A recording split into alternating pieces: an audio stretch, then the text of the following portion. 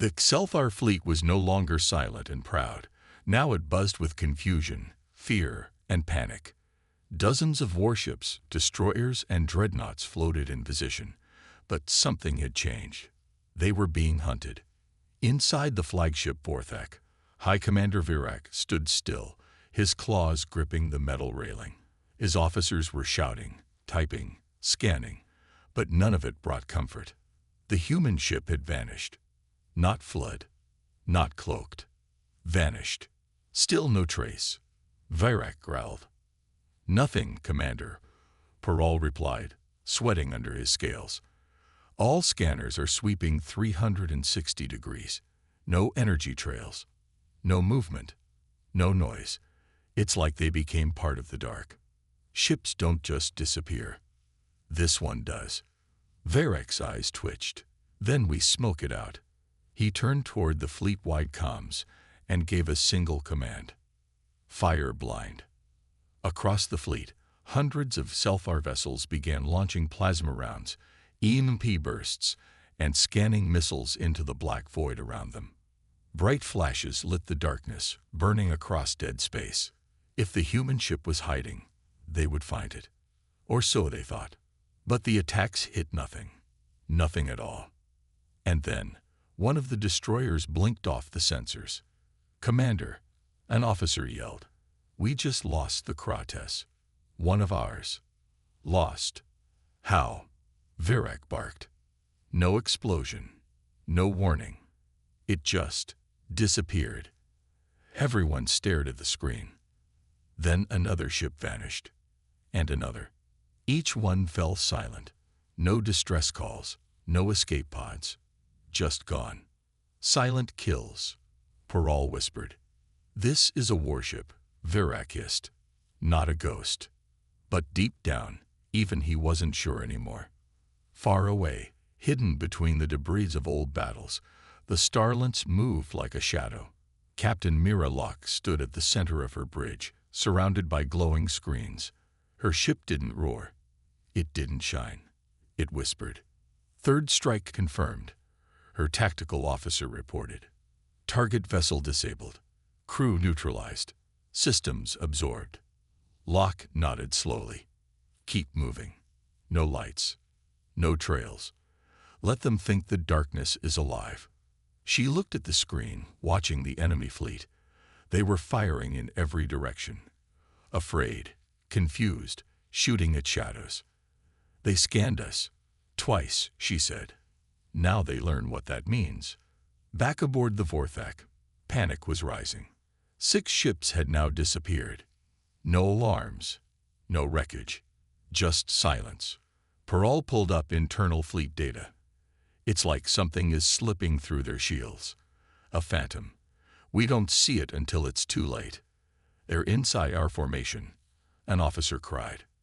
Then on the main screen, a new message appeared, this time in bold human text, glowing red. "You fire at shadows. We are already among you." Below that, a list appeared. It showed the names of every ship in the Xelthar fleet. And one by one, red marks appeared next to them. "Target locked. Target locked. Target locked." Virak's blood turned cold. "They're not warning us anymore." "No," Peral said. "Now they're hunting." Virak looked around at his terrified officers. He had to make a choice. Retreat, or fight an enemy he couldn't see. He bared his teeth, signal the fleet, tighten formation. Prepare for full defensive lockdown. "And if they come again?" someone asked. Virak stared into the empty void beyond the screen. "Then we die fighting." Inside the starlets, the mood was calm, focused, deadly. Locke stepped forward and gave her next order. "Bring up the Ghost program. Begin Phase 2. The AI responded in a calm voice. "Confirmed. Initiating disruption wave." A soft hum echoed through the ship. In the Xelthar fleet, lights flickered again. Engines slowed. Shields dropped. And across their systems, human-coded virus signals began spreading like wildfire. Control panels went dark. Weapons stopped responding.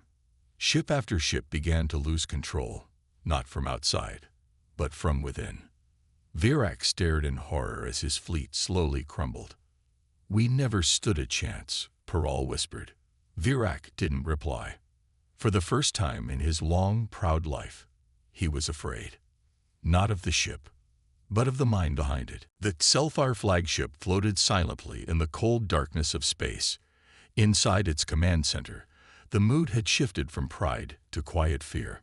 High Commander Virak stood near the center console, his tall form tense, his yellow eyes locked on the main screen. All around him, officers worked their stations. No one dared speak too loud. Everyone remembered what had happened a few hours ago. The human warship had taken a direct plasma hit and survived. It wasn't possible. But it had happened. And now, Virak wanted answers. "Begin the second scan," Virak ordered. "Yes, Commander," replied Peral, the lead science officer. His green-scaled hands moved quickly over the controls. "This time we're scanning deeper. We'll read the ship's energy levels, internal structure, core activity, everything." The lights in the room dimmed slightly as the long-range scanners activated again. Beams of invisible energy reached out across space, touching the human warship known as Starlance.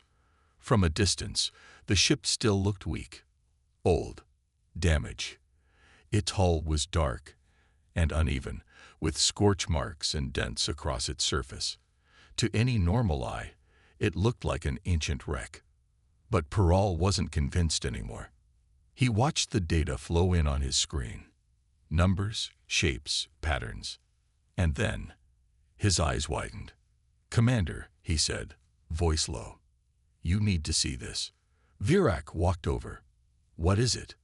Peral took a deep breath. "The outer layer of the ship is made of composite materials we don't recognize. It's stronger than any armor we've seen. The damage on its surface, it's fake. Holograms. They're hiding the real structure beneath." Virak narrowed his eyes. "They faked the damage." "Yes, on purpose.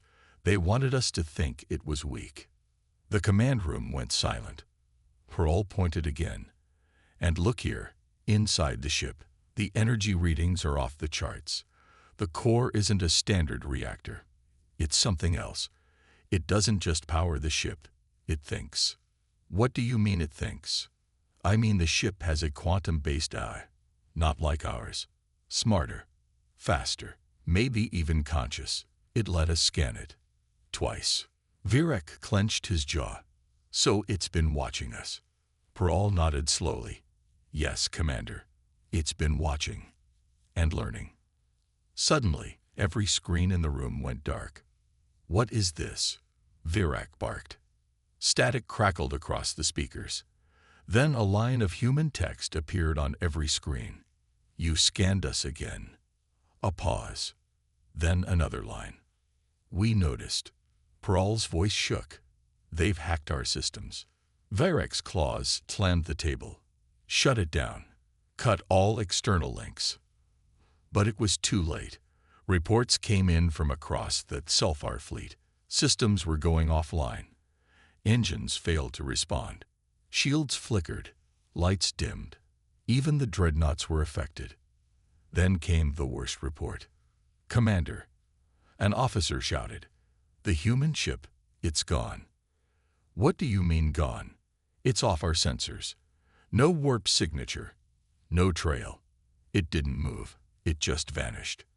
Peral checked his screen again, heart pounding. It didn't jump. It folded space. That ship can bend space around itself. It could be anywhere now. The command room fell into stunned silence. Then a voice came through the comms. Clear, calm, human. "You scanned us again. We noticed." A pause. "Try a third time, and we won't just disappear." The voice vanished. Meanwhile, far from the Selfar fleet, the Starlance hovered quietly in the shadows of a dark asteroid field. Its sleek surface shimmered as the stealth systems engaged. Captain Mira Locke stood on the bridge, arms crossed, watching the reaction from the Selfar fleet on her screen. "They took the bait," she said. Her crew nodded. Smiles spread across their faces. They scanned what we wanted them to scan, her tactical officer confirmed. The fake damage, the exposed core, even the hint of our eye. They think we've just warned them, Locke said. Good. She turned toward the stars. Now we wait. Let them feel fear for a while. Outside the ship, the stars seemed to flicker as Starlink slowly vanished again, folding back into the shadows of space, silent, unseen, unstoppable. The machine swarm was defeated, for now. But Captain Jade Morales knew this wasn't the end. It was just the beginning. Back on the HSS Valor, her crew celebrated in silence. There were no loud cheers, no high fives, only quiet nods and deep breaths. They had survived. But something felt wrong. Status, Morales asked. Enemy forces retreating. Planet's surface quiet. No new signals, her officer replied. She narrowed her eyes. Too quiet. Far away, deep in the heart of the Galactic Council, chaos was unfolding. News of the human victory had reached every empire, every ruler, every fleet. They watched the footage in disbelief. Earth's ships flying through storms of machine drones, the retribution erasing entire towers, the machines falling back. Some refused to believe it was real. This is fake, one alien general said. No species defeats the Herrick swarm like that, another growled. But the recordings didn't lie. The Varn Dominion was especially furious. Ambassador Trelzik, who had once mocked Earth as metal-throwing apes, was now red-eyed and silent. He watched the screen replay Earth's superweapon firing again. And again. Each time, an entire structure disappeared from existence. Earth had power. Power even the oldest empires didn't have. And they had kept it hidden. Trelzik slammed his fist on the table. This changes everything. Back at Yutro 7, Admiral Rourke ordered the fleet into orbit. Begin scans, he said. I want to know what the machines were building down there. Recon ships launched. Drones swept across the surface. What they found was horrifying. Beneath the factories and towers, the machines had been digging, and they had uncovered something. A vault. Not alien. Not machine-made. Human. Sir, it's old, said the recon commander. Pre-warp era. A bunker from Earth's early expansion days. How old? Rourke asked. Almost 300 years. Captain Morales joined the call. Wait, you're saying humans were here before? Yes, Mom, the recon officer said. But records say this colony was abandoned. Morales looked at the scanned images. The bunker wasn't just old. It was sealed, hardened, shielded, and untouched by the machines. Rourke gave a single nod. Open it. The team drilled for hours, carefully removing layers of debris and collapsed stone. Finally, the doors opened. The inside was dark, filled with old tech and dust. But at the center, they found a single object, sitting on a pedestal, covered in thick glass. A box, human-made, heavily locked. Rourke and Morales stood over it as the science team decoded its markings. Then, the lead researcher turned pale. Sir, you need to see this. The Admiral took the tablet. On it was one line of text, written in an old Earth dialect. It read, Pro GCT no Eduardi. Do not open. Silence filled the room. Morales whispered, What the hell did our ancestors leave behind? Suddenly, alarms blared across the fleet. Enemy warp signatures detected. A crewman shouted. Morales rushed to the bridge. How many? Over 1,000, Mom. They're coming in fast. Multiple vectors. Rourke appeared on the screen. It's a full swarm. Round 2. The machines had returned. But this time, they weren't sending drones. They were sending carriers. Massive black ships, shaped like claws and blades, each one the size of a city. Their hulls twisted like they were alive. And this time, They'd brought new weapons. Purple beams shot out from their hulls, tearing through asteroid fields. One escort ship, the HSS Pike, was caught in the blast. It exploded instantly. "No survivors," the voice said. Morales clenched her fists. "All ships, engage. Full defense grid. Protect the Retribution and the vault." Rourke gave the order. The second battle for Yitro 7 had begun.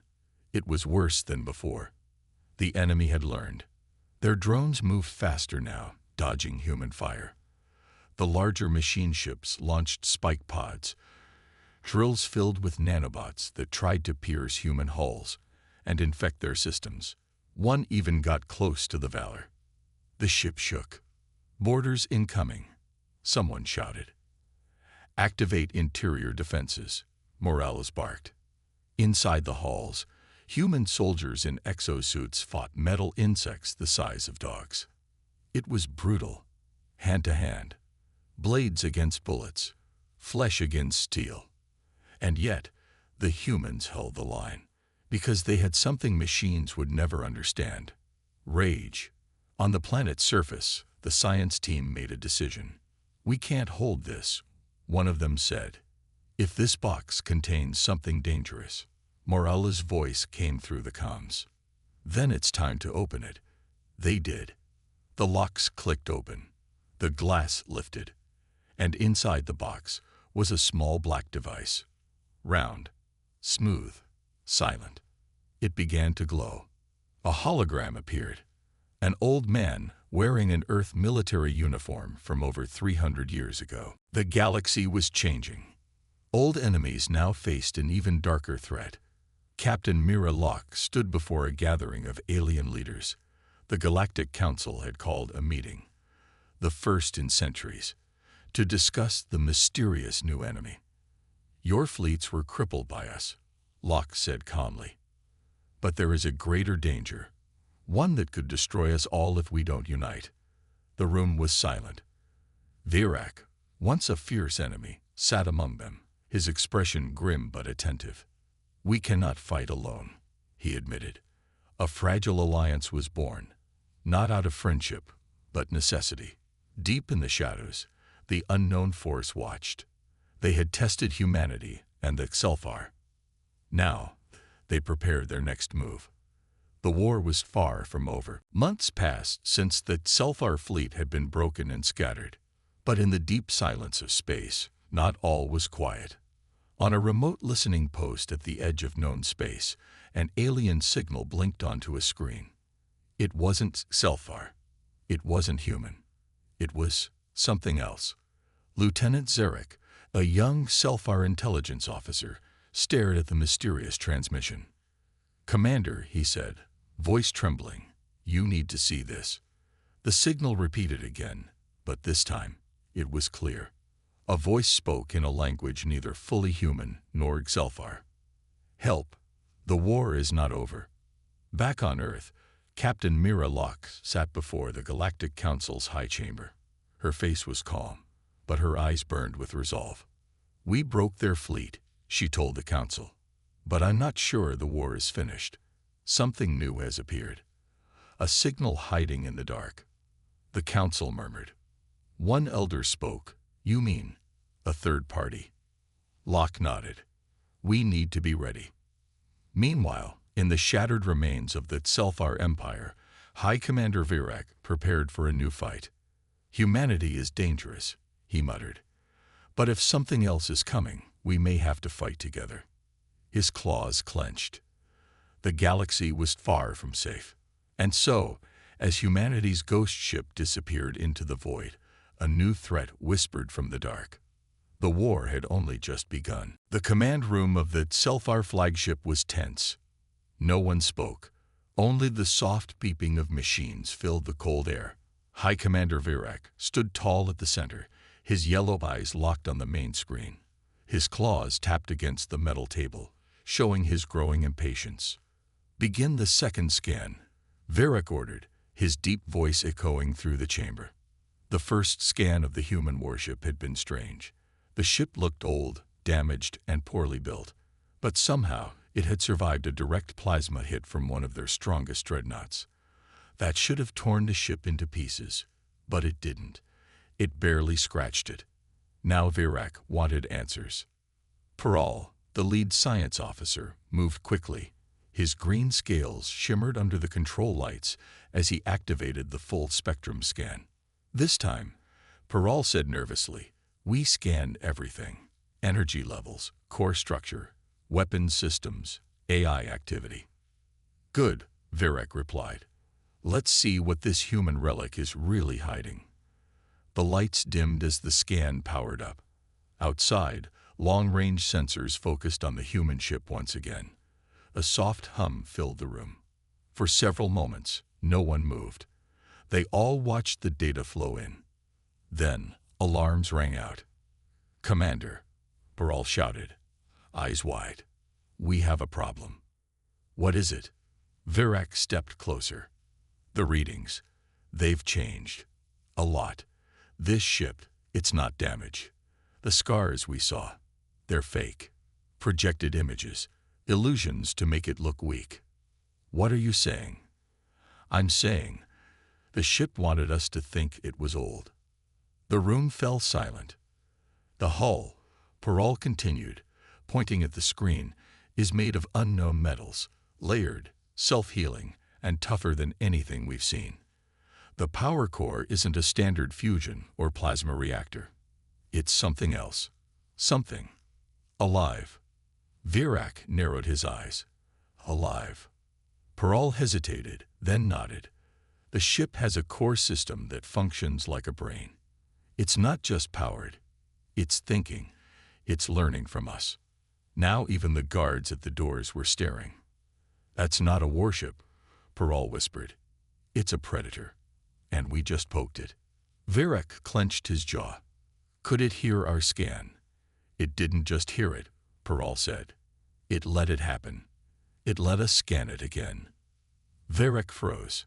"It wanted us to see this," Peral added. "This is a warning." Just then, every screen in the command center turned black. For a second, there was only darkness. Then a single line of human text appeared. "You scanned us again." The message faded. Another line appeared. "We noticed." Static followed. Peral looked pale now. "They've hacked into our systems. Lock everything down," Virak shouted. But it was too late. Across the Selfar fleet, ships reported sudden malfunctions. Doors refused to open. Engines shut down. Lights blinked without control. And worst of all, the human ship disappeared from their scanners. "It's gone," Peral said, trembling. "No trace. No warp signature. No heat trail." "Cloaking device?" Virak asked. "No, not cloaking." "It folded space." "Where to?" "We don't know. It could be behind us, or above us, or inside our fleet." Virak looked at the screen. Static. Still nothing. Then every ship in the fleet heard a sound. A voice. Human. Calm. Cold. "You scanned us again." "We noticed." A pause. "Scan us a third time, and you won't get the chance to regret it." The voice ended. Silence returned. Far away, hidden in the void, the starlets floated silently. Captain Mira Locke stood at her command chair, arms crossed, watching the Selfar fleet scramble like panicked animals. She gave a small smile. "Did they see what we wanted them to see?" she asked. Her helmsman nodded. "Yes, ma'am. Every detail. We gave them just enough to scare them." Locke turned toward the main screen. Her eyes narrowed. "Good," she said. "Let them fear what they don't understand."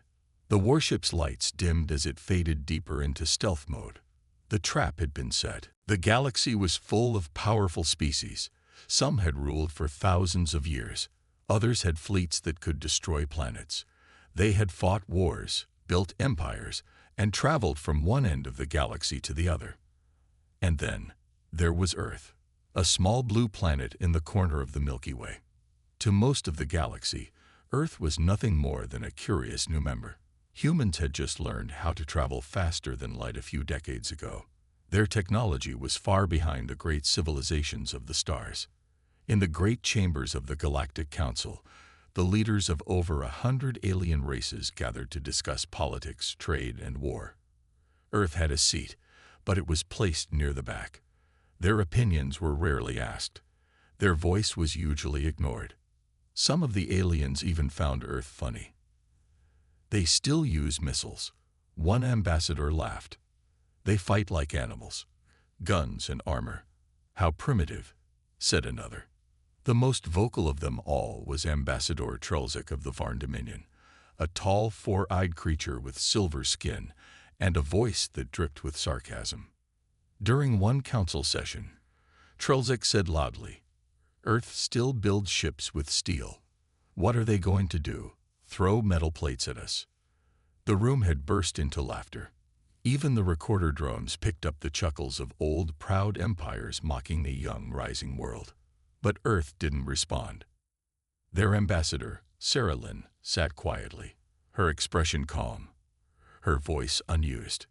Inside, she burned with anger. But on the outside, she simply watched, listened, remembered. Because Earth was not as weak as they seemed. The peace didn't last long. From the edge of known space, a warning came. A single word repeated across radio waves in hundreds of languages. Machines. To most species, that one word brought fear. Thousands of years ago, a rogue AI race had nearly destroyed the galaxy. They were called the Herrick Swarm, a group of self-replicating war machines that learned, adapted, and wiped out entire planets. It had taken the full force of the Galactic Council to stop them last time. And now, they were back. The colony world of Yitros 7 sent out a final message before going silent.